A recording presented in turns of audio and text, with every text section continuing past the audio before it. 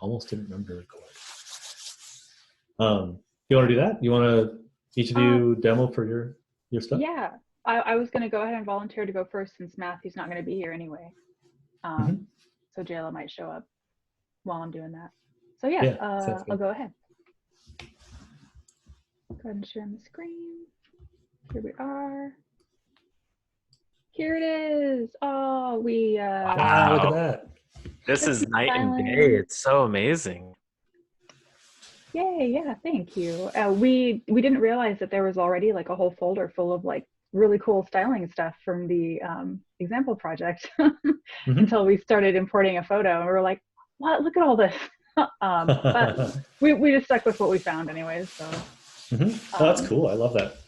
Yeah, great. I'm glad you like it. Yeah, just wanted to keep it really simple. Got rid of the one thing that was definitely unnecessary, and then we had the calendar thing that we weren't totally sure was unnecessary. We didn't think we were using it, so we wanted to kind of take it out. It looks fine with them in, but I don't think that we're using them. So, but anyway, that's all there is to it, really. Just that how these buttons look, and I guess to show you, basically just the CSS is in the form. Yeah, we just added.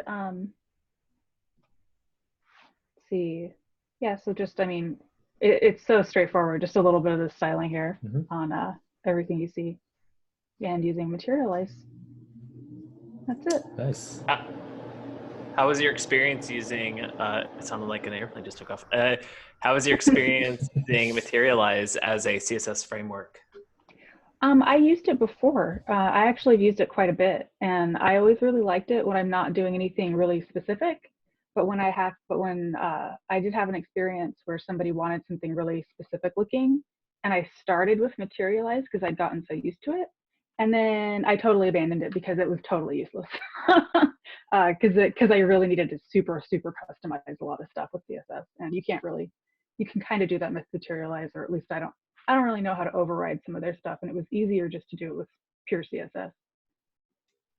Nice. Yeah, that's actually been an experience of mine with CSS frameworks, is that you pick and choose what you want, and you end up using about 10% of what they offer, but you have to ship 100% of their code. So it adds a little bloat. Yeah, that totally makes sense.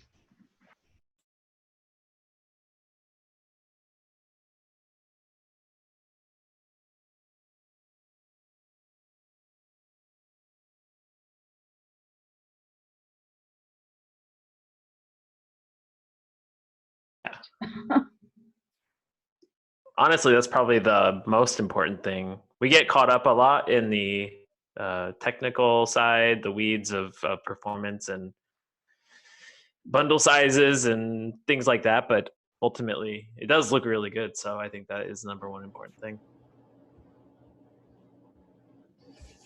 Yeah, very cool. Hi, Jayla. Yeah, it's good to see you.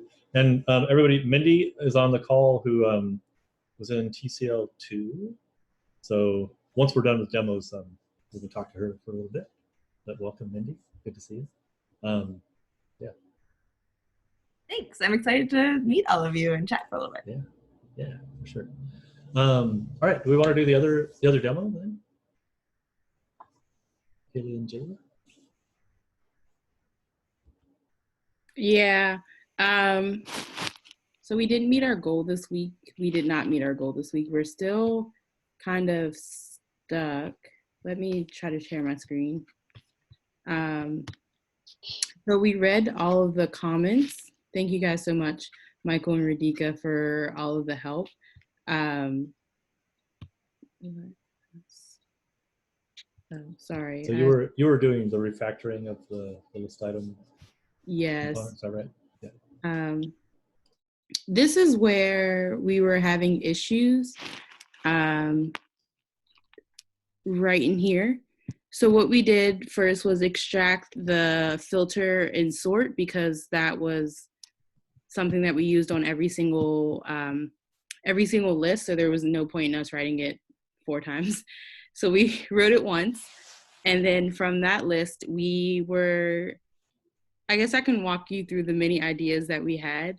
We started with mapping over it, and we thought we can use like an if-else statement, which rendered correctly, but it still, I don't think was as optimal as we wanted it to be. So we took that out. We did extract the return into a functional component. We put it back in like literally an hour ago. We extracted into a functional component, but we were having issues with this is 24 hours. It kept telling us that it's not a function, which it's just like a helper method. Sure, it's just this here. But it was the only thing that it wasn't reading from our functional component, so it wasn't rendering. So that essentially is kind of like where we were slowed up on. We had, so I guess just Michael, the comment about having like an item sublist and then rendering and then mapping over and rendering is where we got tripped up. Okay. Yeah, that's fair. Do you want to talk about it more this coming week? Yeah.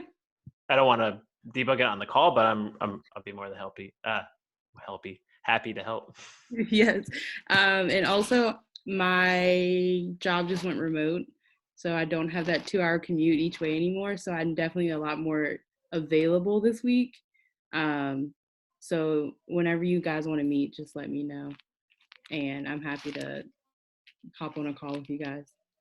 Yeah, same here with, we're remote for 2 weeks. So except for Tuesday, I do have to actually go outside to get stuff, but not a commute, which is kind of nice. This is going to be a fun 2 weeks. I can't wait for America to get a taste for remote work.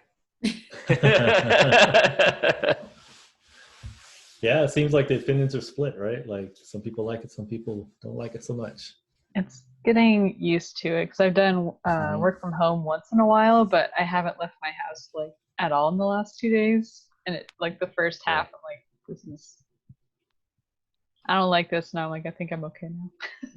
Yeah, I mean, I've been working from home for a long time, but it's often, like in the afternoons, I'll go and work from some public place where I'm around people and that kind of thing to kind of get a social fix. And so yeah, this is actually, it's not just going to be weird for people who don't usually work from home. It's actually weird for those of us who do regularly too.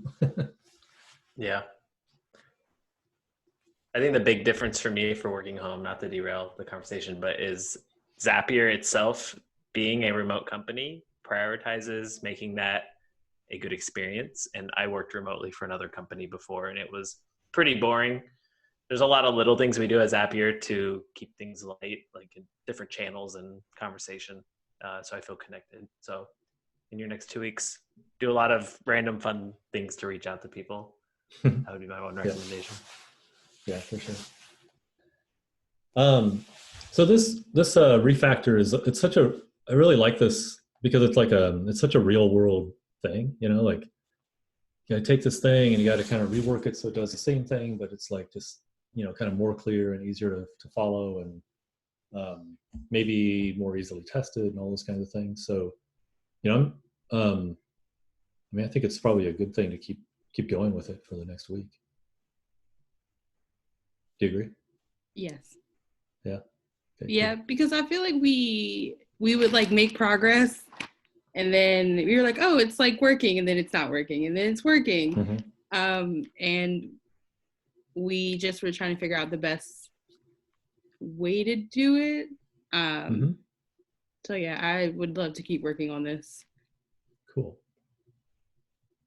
If it's not too much trouble, mm-hmm. one strategy you can do to be strategic about the refactor is target one individual part of the file and open mm-hmm. a PR just to fix those 10 lines, like this comparison function, for instance. If you, I left a comment about making a little briefer, and if you wanted to handle that, you could just open one PR to do that, mm-hmm. and then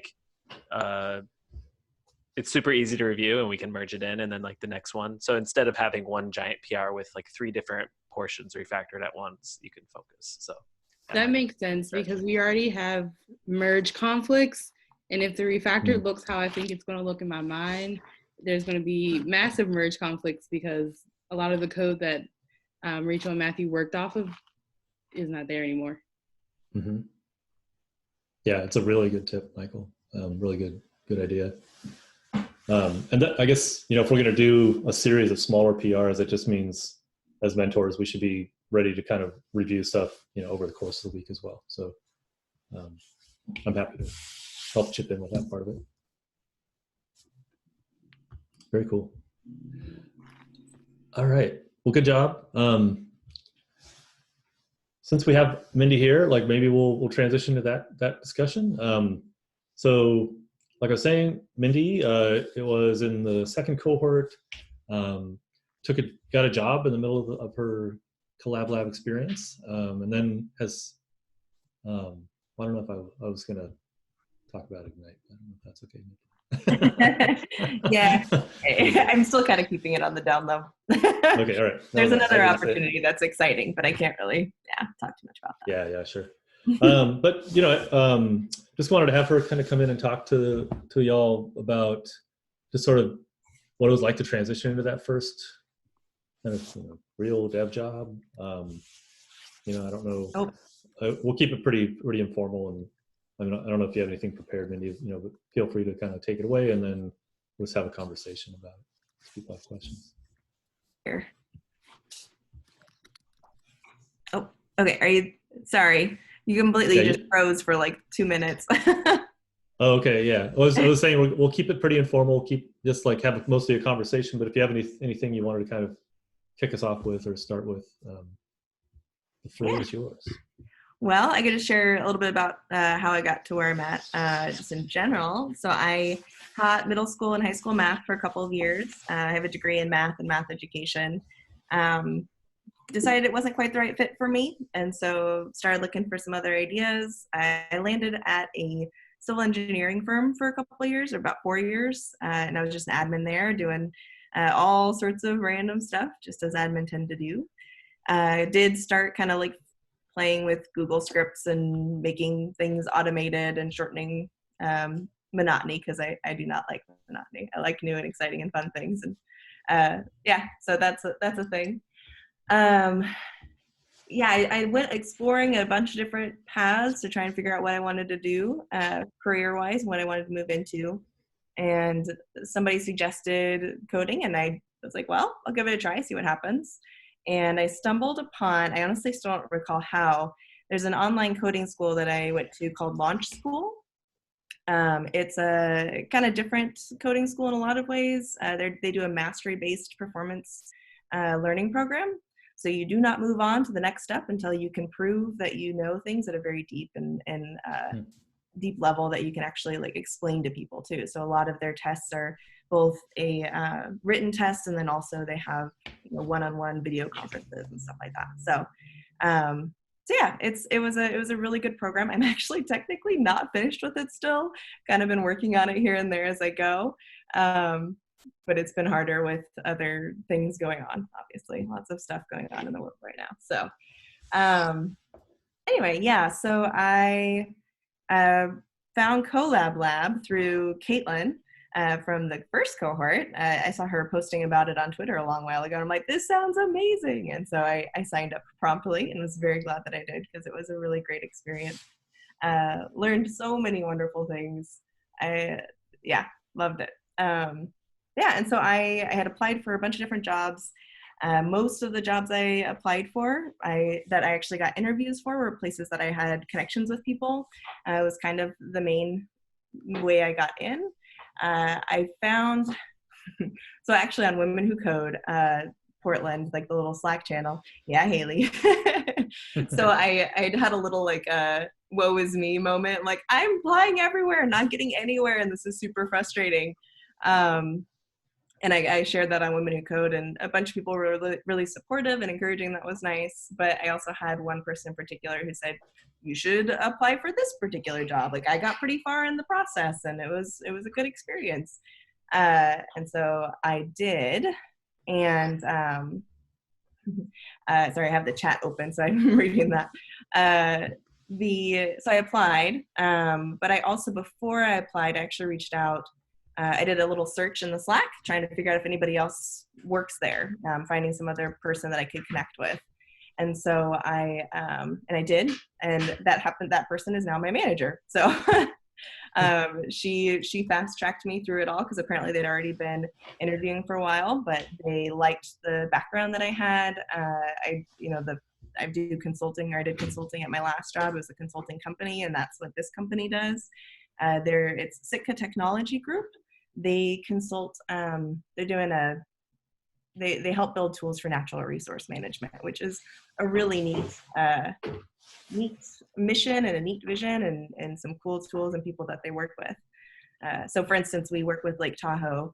There's a bunch of agencies there kind of trying to keep environmental concerns in check, and helping support different action items that people are trying to do. So yeah. Very cool. Introduction. I'm actually kind of curious, Rachel, Haley, and Jayla. Say that 3 times fast. Just what stage are you all at in terms of like looking for jobs? Are you actively looking, or have you gotten anywhere with the interviews? Like, what's that been like for you? I technically have a job in tech, but I'm definitely not developing. But I also can't leave my job until October. So that's kind of why I joined this, is I've been trying to kind of build up my skills this year so that I can transition into a developer role. I do tech consulting, which can take you everywhere around tech except for like actual development. So I did lots of like tech arc stuff, and I'll be moving to like AWS tech arc soon. But yeah, any advice into getting like that first dev role would be great, because I have, been kind of at it for, I guess, a year. I started boot camp a year ago. So I think I missed out on a little bit of the beginning there. Again, my computer and internet is freezing, which should not be happening. Sorry about that.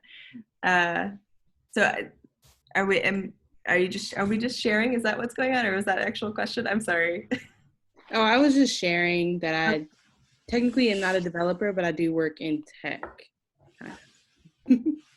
So because you have to kind of stay in your current job until October, you have some time to build up, like to kind of focus in a couple different areas, and maybe build up a portfolio, or do some maybe freelance projects or something, right? And that was the goal. If you look at my GitHub profile, you can see when I ended boot camp, because it went white. Yeah. And it hasn't been green since I started with you guys. So that's really like, I started this year, because the first 3 months of my job, I started in October. The first 3 months I kind of used to get adjusted to working. But now that I'm kind of in the flow of my job, I would like to, build up my portfolio, get better at my skills of coding so that I can get a developer job soon. Kayla, I'm curious, do other people in your company, on your team, write code, and then you're in a position where you work with tech but don't necessarily write code? Yeah, that's exactly what it is. So when you come in, they tell you you're a generalist, which is really, I thought it was interesting that they called me a generalist, because then they put me on a tech arc project, and I didn't even know what tech arc was before I started working, and they were like asking me questions about like all these different like components, like, do I need a load balancer? I was like, I don't know. You can tell me. But yeah, there are like teams that write code, but where I'm at right now, like the team I'm on and the location I'm at, they don't do lots of hands-on coding. You know what they actually do? Lots of platform as a service. They do lots of PaaS and SaaS, Salesforce, Workday. They do lots of that. So I'm channeling my best inner Stacy right now. If she was here, I really feel like she would say, kind of push your way into, and I don't know how your work works, so use your own discretion and judgment, but there might be an opportunity for you to just like rub shoulders with other people on your team who write code and say, hey, throw me a bone. Can I write a few lines here and there? And that might be a way for you to get, if not experience, to transition into that role, but just experience in general on the job that you could probably put in your resume and talk in an interview about. So yeah, that makes sense. Can I ask a question? Has anyone ever, and this is for anyone, has anyone ever done like cold emailing? My mentor at work essentially suggested that I start cold emailing the developers at my job and say like, hey, like what you're doing, how can I get on your project? So I was gonna like look for people I'm interested in working with, but has anyone ever done that for any job? I've done this, not internally, but I think, would these other developers be like in your physical sphere? No, well, it depends. So the way my job works, it's like a traditional consulting firm. So we are very much travel Monday to Thursday, you're home Friday. So there's like development jobs all over. And the bigger thing is that I'm in DC. So I have to get on a federal government project. But I'm not in the federal side of the company, which makes it difficult. But most of them are in like Texas, in Southwest has the most of our, like the core of our developers. I think cold emailing within a company is a little weird. Sorry, it's a little blunt, but like, I mean, cold emailing I feel like is more for like LinkedIn, you know, and not so much for something within. I think if it was like within my own company, I would try to just like warm them up first. Like, I don't know. It depends, I guess, on how I have basically no experience with consulting. But so like if I was going to do that in my company, I would try and like talk to them on Slack a bunch first. Yeah, that makes sense. Or, you know, like I'm sure there's like at least like company-wide emails about people's wins, and I would like the next time you see like a developer win, respond to those people and be like, hey, I really like what you're doing. So like either way, like a starting spot rather than just, hello, I know you're a developer, please talk to me. That makes sense. Yeah, I don't know how big your company is. I worked for Capgemini, which was a humongous company. And I think an easy way to make lateral moves and kind of get into a position that you were looking for with that company was to actually contact the manager of a team that you can visualize yourself working for, and as personal as possible. So emails might be lower on that spectrum, but if you can message them on Slack, or if you have some type of internal messaging tool, just talk to them and say like, I can visualize myself there. If they don't have a position for you, then they can at least give you pointers on what to work on. I say that because sometimes the individual developers are powerless to help you make that transition. Sometimes companies have a lot of red tape, politics that the developer can't do anything about. But yeah, the manager can put you in the right track, if not give you a job. So. Okay, thank you. Yeah, and kind of what Michael was talking about with Stacy, like kind of her path at Zapier was like she came in as a customer champion and support, and then she just started making friends, you know, and like got made relationships with developers like Michael and said like, hey, can you spare like an hour a week just to kind of like get on a call with me, just show me something, like maybe I'll do like if you have a simple thing that I can work on, I'll submit a PR, maybe get some feedback, stuff that wasn't on the critical path, that kind of thing, and basically just did that with, I mean, she did that with probably 4 or 5 different engineers around the company, and just got practice, got familiar with the code base, you know, kind of started contributing code to my team at Zapier, and eventually we just hired her on. Actually, her first day is tomorrow on my team, so she's actually going to be starting as an engineer. So cool. I know. Yep, it's really cool. So every company is different. I mean, Zapier, you know, we're all remote, so we have a lot of flexibility with our schedules and different things. So, you know, it doesn't work everywhere, but yeah, I think there's some good advice in there. Yeah. Thanks, guys. Mindy, how did you said you knew the manager somehow that ended up hiring, or how did you make that connection? Yeah, I actually just looked on the Slack communities that I was a part of, and just did a search for Sitka, and found her responding to somebody's question, and so I direct messaged her. I was like, hey, I saw that you worked at Sitka. Just wondering what the team was like. I'm thinking about applying for this job, and you know, I felt a little awkward about doing it, but did it anyway. And yeah, she responded pretty quickly. She had looked at my LinkedIn profile and was like, yeah, this could be a really good fit. Oh, nice. That's really good. Yeah. Haley or Rachel, like where are you at with your job searching? Mine's a little confusing, I guess, because I was recently promoted, so I've been doing support for 4 years total, 2 years at my current job. Where I'm currently at, I've expressed interest in going into engineering, but ours is like a big SaaS company. They mostly do Java. I'm not a huge fan of Java, but as part of the job, they want us to like look at the code and I don't know, we can tweak it around without affecting it, which is good, but eventually I am not sure how long I'd want to be there. So this is kind of in the meantime, keep learning, meeting more people, meeting the engineers and all of that. So I was hoping this year to do some more project-based stuff, more learning, and hopefully in like a year or so, really start applying and possibly switch, but we'll kind of see how, because this is pretty new. Like I'm new where I'm at in my current role, so we'll see how that goes. But I do like doing stuff with the web quite a bit. So sounds like you're playing kind of a long game there. Yeah, it's I'm a little impatient with it, but they're like, well, because I did apply and interview for the same spot last year. I'm like, okay, it took 2 years to get there. Some of my coworkers took 1 because of availability. So, oh, we'll see how that goes. All right, well, hang in there. Yeah, where I'm at now is like I still like what I'm doing in general, but I know there's like this little beacon, kind of like I'm going towards that instead. It's kind of the end goal. Yeah, makes sense. Rachel, how about you? Yeah, so I'm actually, I'm an intern engineer right now. I'm engineering. I'm contributing code to a code base and I'm getting paid. Amazing.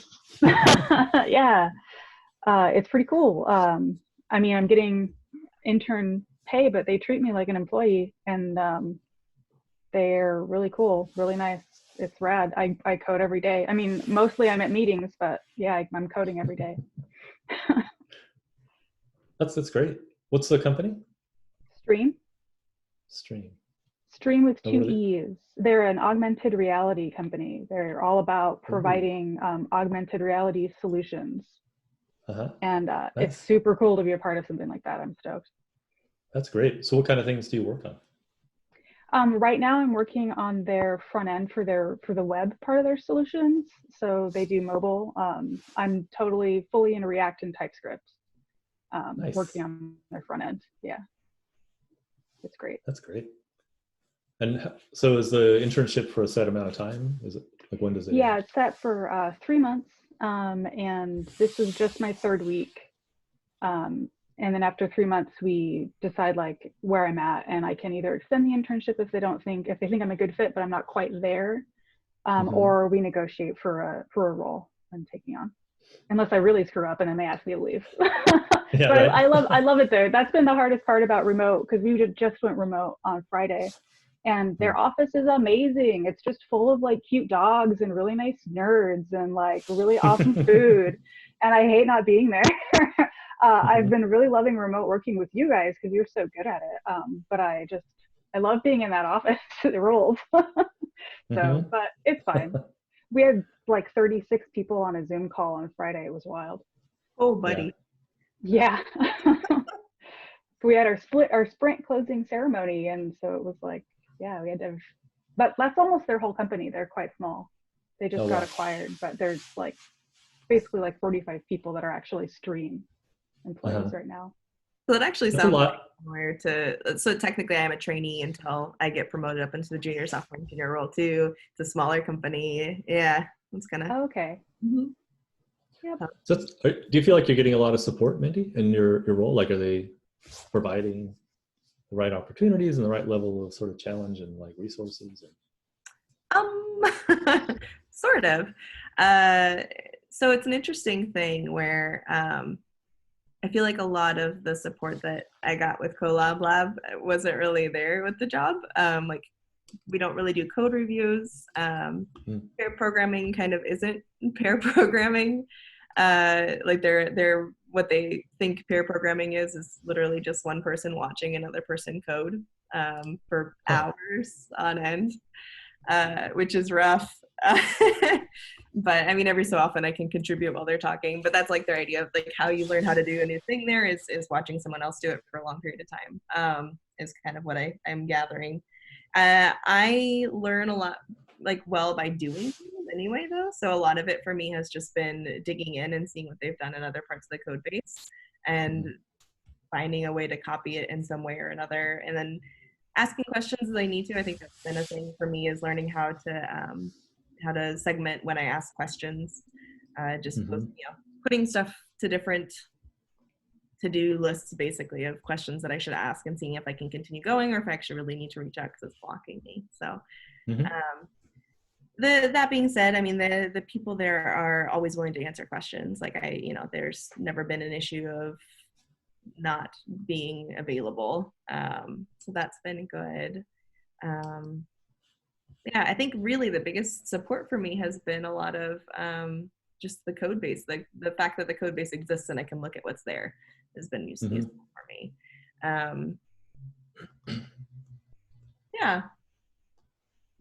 I know Caitlin likes to talk about that transition of like you go from like a boot camp situation or something where you're writing tons and tons of brand new code all the time, like very greenfield, to transitioning into a company where there's like an existing big code base and you have to find your way around. So you're doing a lot more reading of code than writing of code. And you might change something and break everything and like, oh crap, and you have to back out of it and like try again.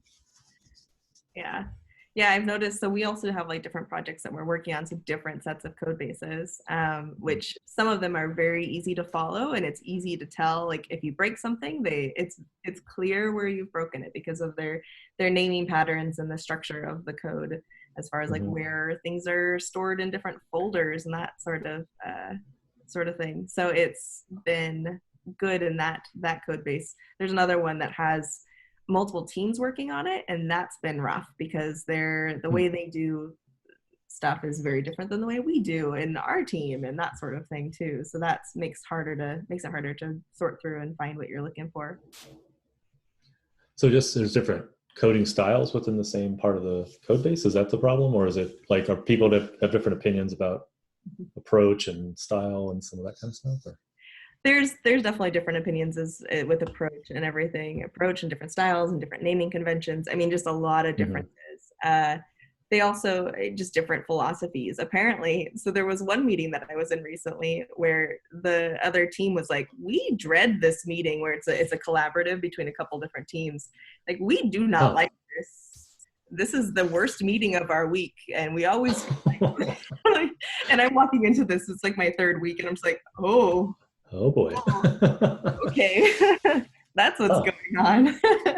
So I think there has been there's a little less a little less intermixing lately. So I think things have gotten better since before I got there, it started to get better.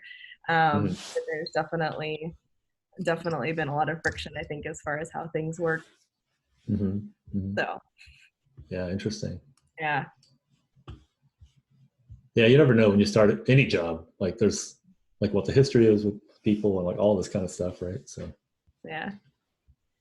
Yeah, I think they could do a better job of communication just in general. I think there's a lot of stuff that just kind of doesn't get communicated well, even within a team. I don't think which I actually am excited to see how, because we're technically it's encouraged to work from home.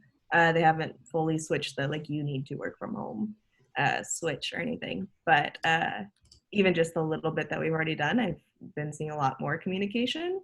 And it's a lot more clear what expectations are and that sort of thing. So that's been great. I hope that continues and gets better. Yeah, interesting. Mindy, I have a question for you. Your new job, what percentage of your job is sitting down and either reading code or writing code? What percentage of your day is that? A very large part, actually.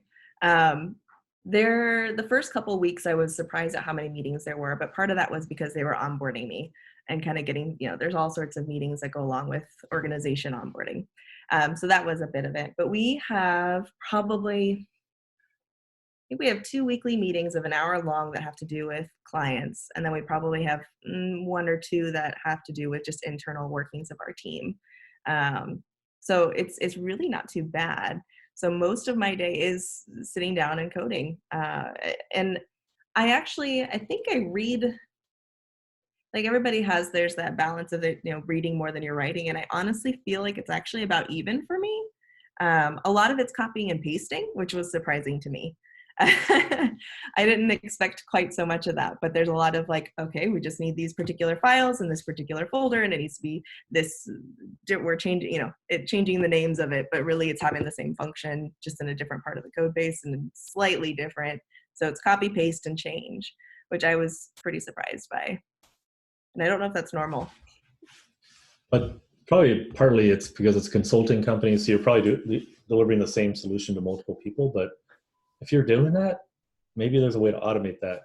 Just saying, it's literally copying and pasting files and changing it to like the name of the client or something. Mm-hmm. It sounds either automating it or putting it in one place and just having it called from all these places or something. I don't know. Yeah, that is an interesting, like there's not a lot of in our code base, and I don't know. I'm curious to see, my next job, what does that look like in comparison? Because it's hard to not have a context for it. But there's, there is a lot of, this is similar, but not exactly the same. So we're going to copy it. And, there's some like, okay, we can now rename this particular security feature. Whereas we maybe couldn't, or we can keep it more dry and just rename it. But there's not a ton of that going on. Interesting. I think the farther I get in my career, the more I find myself. So what I call it is cheating off my previous work. Kind of like when you cheat off somebody in a test, you look at their answer and then you write down like your version. So I might remember that, I wrote this Webpack plugin that did this thing and now we need it. So I'll like pull up an old project or try to think about how I did that. And then you cheat off that work to make it like work for your new company. So that happens a lot, and it might not be always like highlighting the code and copy and paste, but often it is you're taking ideas from here and there and putting them in a new context. So it happens a lot, to answer your question. Totally. Yeah.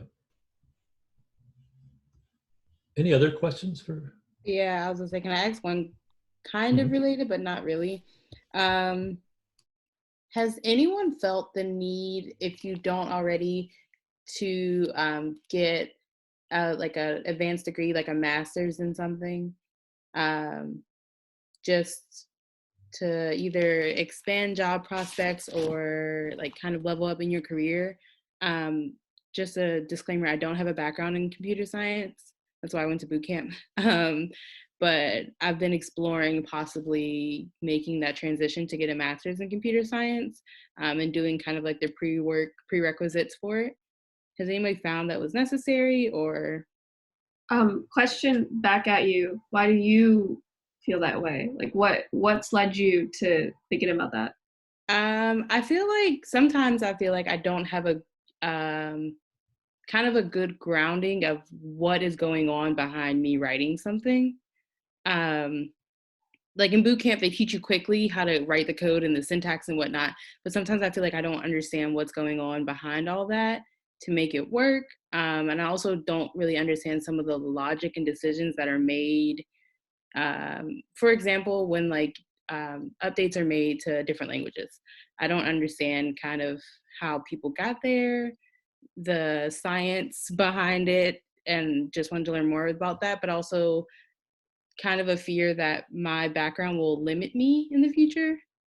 So yeah, that's where I'm at. I have way too many thoughts on this, but I'll let everyone else speak first, because when I talk, it's gonna be a while. I left my comment in the chat because I also have brought this up before, because also not computer science related, is the one person I know who did go into masters. They're teaching now. I'm like, I don't want to do that. Then they're like, then why would you do a master's? I'm like, good point. Then there's a lot of like free courses out there. It's like, do you want to spend more money going to school again? How long will that take? And then I don't know, there's a lot of factors, but I've kind of gotten rid of that, other than I'm not really sure what it would help out with me at this moment, but Yeah, I've heard from a few different people that like similar things where it's not necessarily helpful for what they're doing. Like I have there's a friend at Simple who he's thought about it before, and then he realizes that most of the time when he actually does need to learn more, that it's available free online somewhere, and he just needs to go find it. The master's degree hasn't really it's not terribly helpful for a lot of people, I don't think. And job prospect wise, I feel like the folk that are still wanting CS degrees and are only willing to look at CS degrees, you probably don't want to work there anyway. Honestly, I mean, that's my experience with it. I have a lot of thoughts, kind of like Radhika, about this, and this is coming from someone who got their undergrad in computer science. It did two things for me.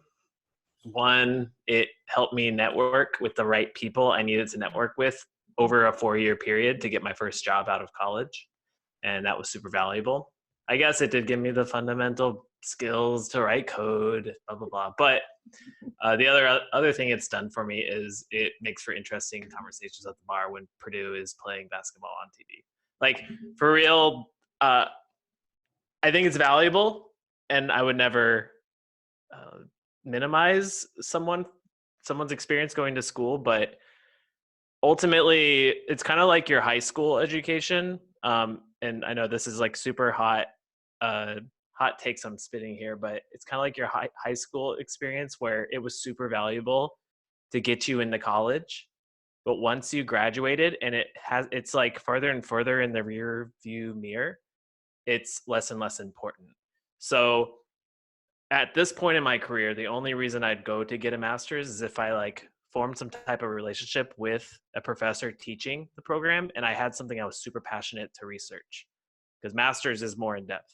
The undergrad is more like you're learning like the basics of computer science. So master's, definitely, I don't know if it's like a huge like return on investment for someone trying to get into the tech industry. I definitely know what you mean with like, I don't understand what's going on. Like behind the scenes, I know like how to write the code, but behind the code, like what's going on. But that is something that will come in time. It's something that comes slow, even if you didn't go to school for it. And when I went to school, I went for 4 years, and I didn't touch I didn't touch JavaScript. I didn't touch a browser. I didn't do anything. We just wrote Java. Like I had to write a compiler. I had to write, we had to write Skype with C#. We had to write a Twitter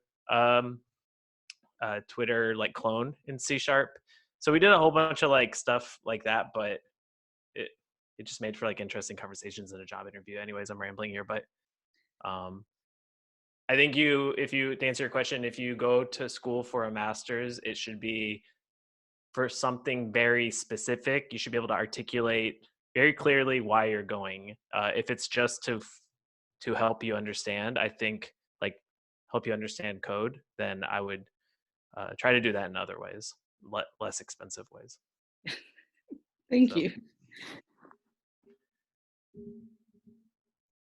Andrew, did you have anything to say, or shall I go into my rant? I want to hear it. I want to hear what you got to say. Okay. I want to hear it too. So there's 3 parts to this. So in case I get lost, someone remind me. Part 1 is like my personal life. Part 2 is software engineering versus computer science. And part 3 is moving to SF. I've had this exact dilemma, especially last year. I was in a job a lot like yours, Jayla, where I wasn't writing a lot of code. On paper, I was a web developer, I guess was my official title. But like, I was mostly writing HTML and CSS and doing a lot of like drag and drop kind of stuff. So, I mean, not similar at all, but like similar in the sense that I felt like I wasn't writing a lot of code and I felt like I wasn't improving. So like I thought a lot about going back to school. But part 1, my personal life. I'm a 9th grade dropout, so if I went back to school, I would have to go to college, which means I'd have to do a 4-year bachelor's in CS. I have no option for a master's, and that's a big commitment. and I really don't want to do that. So I like did everything I could to avoid that. But like if my last job search hadn't worked out, then that's where I would have been right now. Still in LA in my parents' house, but instead at college. And like I think that I talked to a lot of people about it, and like 4 years is a big. You can't really do a bachelor's on the side, so that made the decision a lot easier. I think with the people that I was talking to, is like you'd have to put your career on pause for 4 years to do this, and it's a huge ask. And master's feels a little bit like less commitment, but I don't think it is. I think it would still just be 4 years on the side, and it's just like think about how far you'd be in 4 years if you use the time that you'd use like for a master's somewhere else in anything. Like let's say even non-related to code, like let's say you picked up a guitar and was like, I'm gonna get really good at guitar over the next 4 years. Like how good would you be? So that's part one. Part two, computer science versus software engineering. I had that same feeling about like not being able to understand and like read code and like all of that. And I think like the more I've talked to people about this and the more I've tried to like just really probe into their thought process, I think that the kinds of like fears that you're talking about are not CS at all. I think that CS is important, like to a certain level, and I think Haley linked to or post about CS50. I think that level of CS understanding is really important, of understanding bits and bytes and I don't know, all that really old school stuff, like the fundamentals of computing. But between there and between like JavaScript, there's this huge realm, and 99% of it is irrelevant. And I'm not gonna say that all of it is irrelevant, but I think that there's enough like open CS stuff that if you really wanted to dig into that, you could. Like since I'm in SF, I have to get good at algorithms, and like that's just a fact of it, and like that's considered CS, so I am studying that, and I'm not going to say it's useless because it gets interviews. And let's see what I'm doing instead, and I've been talking about this a lot before my Twitter got deleted. I talked about this on Twitter a lot, about how to learn software engineering, and I think the best thing for that is the vague, like all of those classic books about software. Like I know half of them are really problematic, but like I found reading stuff like Clean Code to be like really useful, and in kind of figuring out the difference between the two. Like people will talk about like domain-driven design as like a way to like read software, and that's not, domain-driven design isn't really something that they teach you in CS school. What's CS degrees? Yes. So like those are two totally different things, and like differentiating between the two is really important. And I have found that software engineering, at least in my enterprise corporate life, is more important than like how do compilers work. And if you do want to know how compilers work, like you can build a compiler in JavaScript in like 3 days. What was my third thing? Moving to SF. Yes. So moving to SF has been really weird because I've come into contact with like some of the smartest people I've ever met. And like I'm friends with them now, and like a lot of them have CS degrees, a lot of them don't. And it's been like a really good opportunity to meet like some of the smartest developers like probably on the planet, and like just hear about the way that they talk about their work, even just super casually. Like one of my best friends in SF builds Electron, which is wild. Electron is the it's not like a framework, but it's a tool for building apps on the desktop. So like Slack uses VS Code uses it. Really, really intense and smart. And she just talks about it so casually, like as if it's just like any other thing. Electron is just like any other JZ. But she has a CS degree, but really all she does is plus and like read a bunch of about like Mac and Windows and how the desktop works. And like all that kind of stuff. Like CS degrees are like, there's certain CSs that you get in like the upper like June.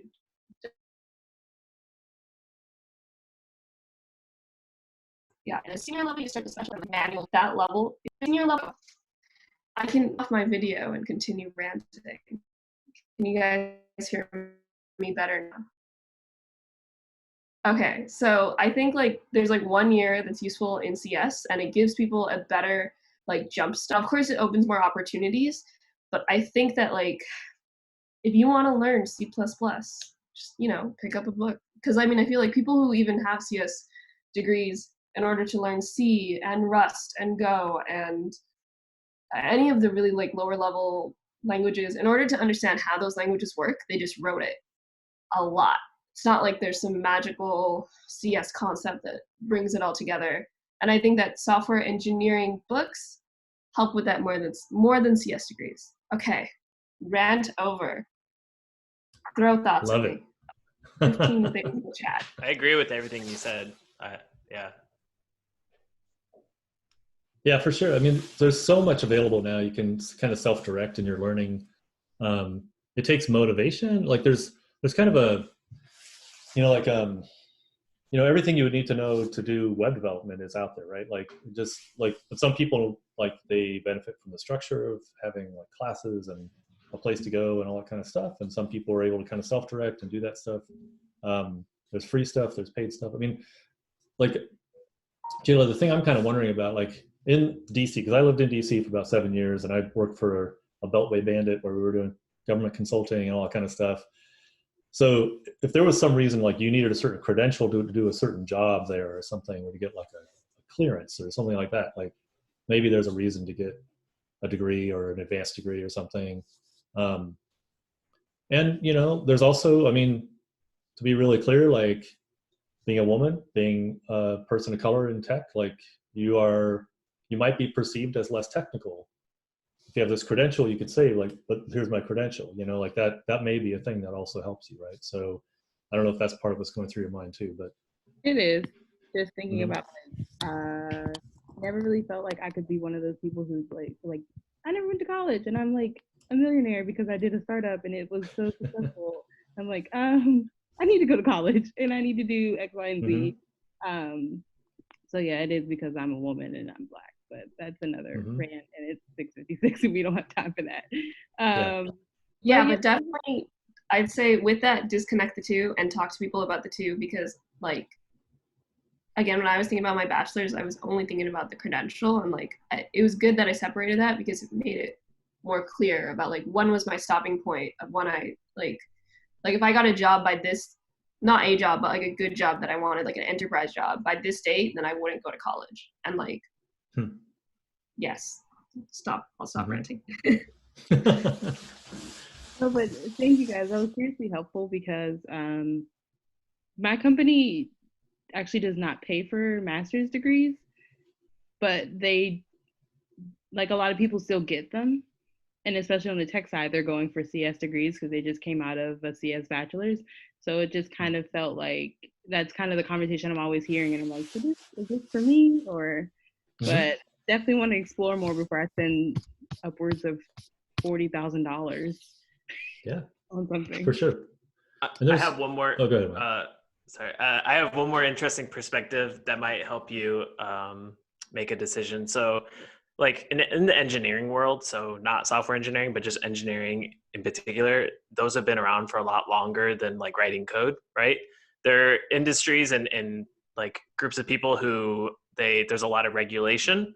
There's codes of ethics that they follow. So a civil engineer can't sign off on the design of a bridge if that person believes the bridge is going to collapse with 20 cars on it. Someone's not going to build a skyscraper if they think it's going to collapse. So there's a lot of extra stuff that goes involved where all of that extra education and credentials really helps prove that you can make these kind of decisions. But the software engineering world, there's like a million gajillion companies just slinging code out there trying to get some type of proof of concept out there to get some venture capital funding, right?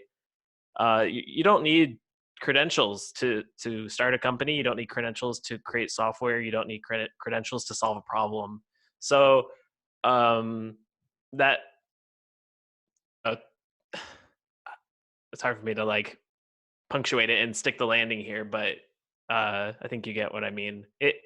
it helps, but it's not what defines you. Like being able to solve problems, understand like your like area of expertise, and like and honestly, colleges don't teach you that, like starting startups and writing code to solve customer problems and stuff like that. So yeah, sorry, I'm not putting it into words very well. It's an idea that I feel strongly about, and then I don't have like a good way to stick the landing. So yeah, does that make sense at all? No, it makes sense. It makes sense. I think part of it in my mind is just politics. That's the other side of it, is like I feel strongly about that, and I don't use that as a way to gatekeep people, but I know there are people out there that will gatekeep on the line on your resume, and so it is problematic in a way. Yeah, thankfully it's becoming less common, but even like just a few years, maybe 5 years ago when I was working at Apple, like we had a kind of an old school general manager over a group who, she really wanted to see people have a college degree.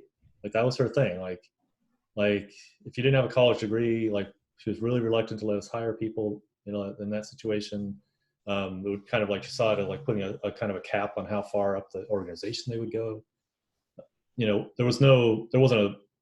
wasn't the same kind of thing about advanced degrees. It was just like, just wanted to see a bachelor's degree. And that's kind of old school thinking to me. Like, I think it's becoming less and less common, and you can actually have a very fruitful career in tech without even a bachelor's degree, as Radhika is showing us. And I guess, like if you're thinking about an advanced degree, you might think about kind of like, what's the end state you want? Like, do you want to be running the company? And in that case, you might want to pair tech with like an MBA or something, or something else, you know what I mean? So anyway, I would encourage you to keep studying, keep working towards that developer job. And then, kind of think maybe long-term, if you're going to get an advanced degree, like think like, I want this advanced degree to take me to this place, and whatever that is. So anyway. Thank you guys so much. Yeah, for sure. That's the answers I've gotten like ever on this question. I've asked quite a few people. Thank you.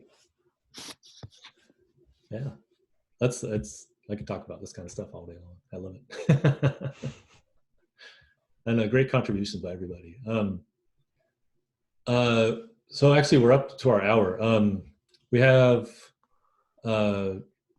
Mindy, something we started doing, I don't think we did this with your group, was we talk about the coming week's work at the end of each meeting. So yeah, how about that? So you're welcome to stick around. We'll probably just take a few minutes to kind of talk about what's coming up, or you're welcome to drop off. Thank you so much for kind of joining us and meeting everybody and having a little conversation about careers. Yeah, I'm really glad to have joined you for the meeting today. But I do have to head out. My husband's birthday party is happening, and since we're social distancing, we have very few people coming, but it's still going to be fun. So happy birthday to him. Thanks for joining us. Yeah, good to see you. Good luck. Bye. Thanks, Nice to meet you. All right. Sorry about the heater on behind me. So I think we have, let's see, it's Jayla and Matthew are going to be paired here. This is our last week, by the way. Going into our last week. So Jayla, you sounded excited about kind of keeping on with the refactors. So since Matthew's here, he doesn't get a choice. So the two of you, I guess, will work on that. And then I don't know what's left on the board. I mean, it's more styling, I guess. Yeah, kind of styled that first page. I went and looked through it because I was thinking about that, since I felt like the refactor, because there's technically three tasks left over, and since the refactor is still going on, two of those tasks are definitely the same. They're actually one, because our welcome screen and our list are the same screen, and our detail screen is just a little modal. So those three things could theoretically be one if we wanted. It seems like it'd be simple enough if the other team wants to focus on that refactor, make it real nice. Yeah, I think that makes sense. If the two of you want to just take the styling as far as you can and kind of just make the app look nice, kind of generally, it doesn't have to be, you have to follow exactly the issues in the way they're on the board. So cool. Is there anything? Do you feel comfortable just kind of getting going with that? Like you kind of seem to have a good base to work from. Yeah, if Haley's cool with that, I think that we are, because it is mostly just like one page and then one little bitty modal. Does that sound good? Yep. Yeah, since we did refactoring last week, so I'm like, I'm itching to do some styling.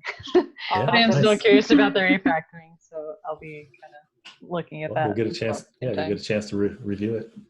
Yep. Later in the week. So cool. All right. That sounds like a plan. Thank you, everybody. I was gonna not be here I had something going on next week, but it got canceled. It's actually was I don't know if you've heard about the XFL. It's like a new football league. And I was going to go to one of their games in Seattle, but the league has shut down the season because of the stupid virus. So I'll be here. If they can even come back from that. They say they're committed to playing a full season next year. So we'll see. Anyway, so I'll be here for the last meeting, the last retro and everything. But yeah, let's finish strong. You guys, this amazing work this week. The app's looking great. I think the refactor, like there's a lot of like really good ideas in there. It should be fun to see kind of what we come up with from the last week. So thanks everybody for the great conversation today too. Yeah, I enjoyed the rants. Yeah.